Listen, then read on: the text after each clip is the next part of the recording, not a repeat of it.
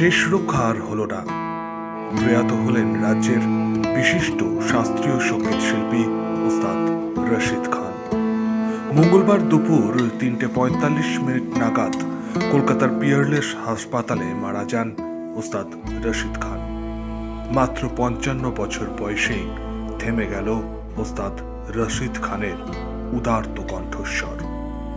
দেশের সঙ্গীত মহলের অন্যতম উজ্জ্বল নক্ষত্র ছিলেন ওস্তাদ রশিদ খান, যিনি ছিলেন ভারতীয় রাগ সঙ্গীতের অন্যতম ওস্তাদ।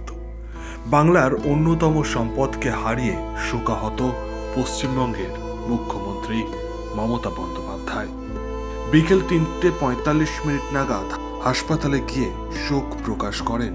বিশিষ্ট সঙ্গীতজ্ঞের মৃত্যুর খবর জানান মমতা বন্দ্যোপাধ্যায়। মঙ্গলবার সন্ধ্যে 6টা পর্যন্ত পিয়ারলেস হাসপাতালে রাখা থাকে রশিদ খানের নিথর দেহ। এরপর সারা রাত পিস ওয়ার্ল্ডে রাখা হয় ওস্তাদের নিথর দেহ। বুধবার সকালে তাকে নিয়ে যাওয়া হবে রবীন্দ্র সদনে। দায়িত্বে থাকবেন রাজ্যের মন্ত্রী ইন্দ্রনীল সেন, অরূপ বিশ্বাস, ফিরহাদ হাকিম, কলকাতার পুলিশ কমিশনার বিনীত কুমার গোয়েল। রবীন্দ্র সদনে গান স্যালিউটে বিদায় জানানো হবে প্রয়াত শিল্পীকে। তার মৃত্যু সত্যিই গোটা দেশের কাছে বিরাট ক্ষত। শাস্ত্রীয় সঙ্গীতে অন্যতম নক্ষত্র ছিলেন তিনি। গত কয়েক বছর ধরেই প্রোস্টেট ক্যান্সারে ভুগছিলেন, যদিও সময়ের ব্যবধানে আস্তে আস্তে তিনি সুস্থ হয়ে উঠছিলেন। কিন্তু গত নভেম্বরে আচমকাই মস্তিষ্কে রক্তক্ষরণ হয়ে অর্থাৎ ব্রেন স্ট্রোকে আক্রান্ত হয়ে পিয়ারলেস হাসপাতালে ভর্তি হন গায়ক। 2023 সালের শেষে চিকিৎসকরাই জানান তাদের চিকিৎসায় সাড়া দিচ্ছেন রশিদ খান, কিন্তু শেষ রক্ষা হল না। মঙ্গলবার সকালে আচমকাই আবার তার অবস্থার অবনতি হতে শুরু হয়। শিল্পীকে ভেন্টিলেশনে স্থানান্তরিত করা হয়। সেখানেই মঙ্গলবার দুপুর 3:45 নাগাদ প্রয়াত হন ওস্তাদ রশিদ খান। রেখে গেলেন 2 কন্যা এবং 1 পুত্রকে। মঙ্গলবার হাসপাতালে দাঁড়িয়ে মমতা বন্দ্যোপাধ্যায় বলেন, রশিদ আমার ভাইয়ের মতো, সে আমাকে মা বলে সম্মান করত। 1968 সালের 1 জুলাই উত্তরপ্রদেশের জন্ম হয় রশিদের। তিনি রামপুর সাসওয়ান ঘরানার শিল্পী, যার প্রতিষ্ঠাতা ইয়ানেত হোসেন খাঁ সাহেব। রশিদ তালিম নিয়েছিলেন এই ঘরানারই আর এক দিকপাল ওস্তাদ নিসার হোসেন খাঁ সাহেবের কাছে, যিনি ছিলেন রশিদ খানের দাদু। তবে তিনি মূলত শাস্ত্রীয় সঙ্গীত গাইলেও বলিউড এবং টলিউডের বহু ছবিতেই গান গেয়েছেন। তার ঝুলিতে রয়েছে সঙ্গীত নাটক একাডেমি পুরস্কার, পদ্মশ্রী, পদ্মভূষণ সম্মান এবং বঙ্গবিভূষণ সম্মান। শক্তি নিউজ 24/7 এর পক্ষ থেকে প্রয়াত সঙ্গীত শিল্পী ওস্তাদ রশিদ খানের আত্মার চির শান্তি কামনা করি। ব্যুরো রিপোর্ট, শক্তি নিউজ 24/7।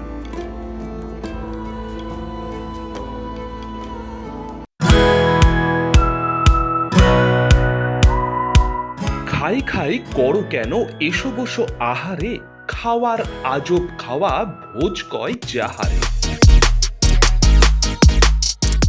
ভোজন রসিক বাঙালির খাওয়া দাওয়ার সেরা ঠিকানা মানেই Sher e Bengal. Indian, Chinese, South Indian, continental ডিশের হরেক রকম সম্ভার এখন একই ছাদের তলায়। এছাড়াও রয়েছে শের-ই বেঙ্গলের স্পেশাল কিছু আইটেম, যা একবার মুখে দিলেই ভোলার নয়। ঘরোয়া পরিবেশে হোটেলের আতিথেয়তা আপনাকে মুগ্ধ করবে। রেস্তোরাঁর পাশাপাশি রয়েছে থাকার সুবন্দোবস্ত। সিঙ্গেল বেড থেকে ডাবল বেড, ট্রিপল বেড এবং ডিলাক্স এসি রুম। পাচ্ছেন 24 ঘন্টা পানীয় জল ও বিদ্যুৎ পরিষেবা। রয়েছে লকার, পার্কিং এর সুবন্দোবস্ত। এছাড়াও এসি, গিজার, টিভি, সিকিউরিটি সহ লন্ড্রির সুবিধে। মিটিং বা যে কোনো সামাজিক অনুষ্ঠানের জন্য এখন নিশ্চিন্তেই আসতে পারেন শের-ই বেঙ্গলে।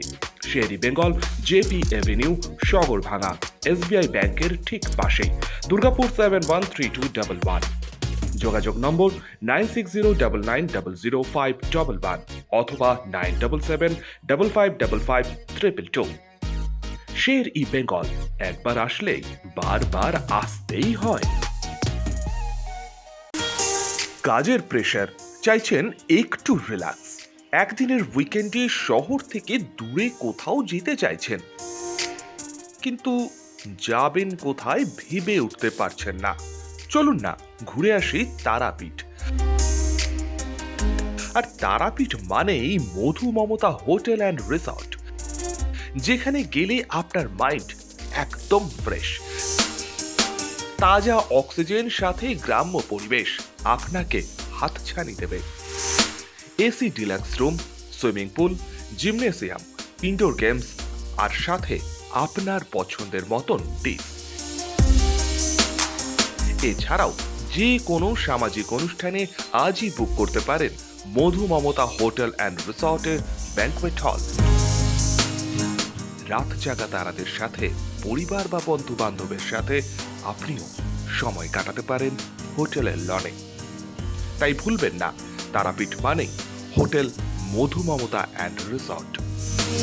ঠিকানা hotel Madhu Mamata and resort, Tarapith, Tarapith road, Indian Oil petrol পাম্পের ঠিক বিপরীতেই, তারাপীঠ, বীরভূম। যোগাযোগ নম্বর 9775555599 অথবা 9002410083। বীরভূম মানেই তারাপীঠ, আর তারাপীঠ মানেই মধু মমতা হোটেল অ্যান্ড রিসর্ট।